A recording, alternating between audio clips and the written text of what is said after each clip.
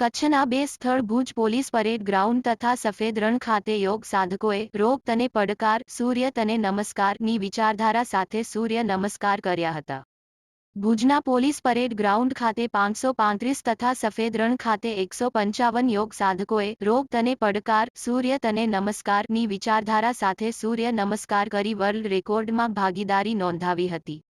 નવા વર્ષે નવી ઉર્જા સાથે પોલીસ પરેડ ગ્રાઉન્ડ ખાતે ધારાસભ્ય શ્રી કેશુભાઈ પટેલ અને જિલ્લા કલેક્ટર શ્રી અમિત અરોરાની પ્રેરક ઉપસ્થિતિમાં સૂર્ય નમસ્કાર કાર્યક્રમનું આયોજન કરવામાં આવ્યું હતું. જ્યારે સફેદ રણ ખાતે ભુજ ગ્રામ્ય મામલતદાર શ્રી ભરત શાહ તથા ધોરડો સરપંચ શ્રી મિયા હુસેનની ઉપસ્થિતિમાં કાર્યક્રમ યોજાયો હતો. આ પ્રસંગે મોઢેરા ખાતે રાજ્યકક્ષાના કાર્યક્રમ અંતર્ગત મુખ્યમંત્રી શ્રી ભૂપેન્દ્રભાઈ પટેલે વર્ચ્યુઅલી સંબોધન કરીને સૂર્ય નમસ્કારને જીવન પ્રણાલી સાથે સાંકળવા અનુરોધ કર્યો હતો. રાજ્યભરમાં આજરોજ એકસાથે એક સમયે 108 સ્થળે સૂર્ય નમસ્કાર કાર્યક્રમ યોજવામાં આવ્યા છે. જેમાં વિશ્વ વિક્રમમાં 51 આઇકોનિક સ્થળ સહભાગી બન્યા છે.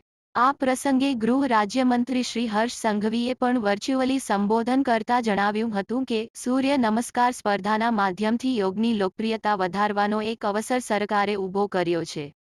આ પ્રસંગે ભુજ ધારાસભ્ય શ્રી કેશુભાઈ પટેલે જણાવ્યું હતું કે રાજ્યમાં 51 સ્થળોએ સૂર્ય નમસ્કાર કરી વિશ્વ વિક્રમ સ્થાપિત કરવા માટે યોજાયેલા કાર્યક્રમમાં કચ્છ સહભાગી બન્યું છે. ત્યારે આપણી વિરાસત સમા યોગ અને સૂર્ય નમસ્કારને નાગરિકો માત્ર આજ પૂરતા નહીં પરંતુ કાયમી રીતે અપનાવે તે જરૂરી છે.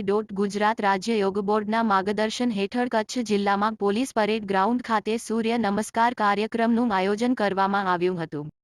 આ કાર્યક્રમમાં જિલ્લા વિકાસ અધિકારી શ્રી એસ.કે.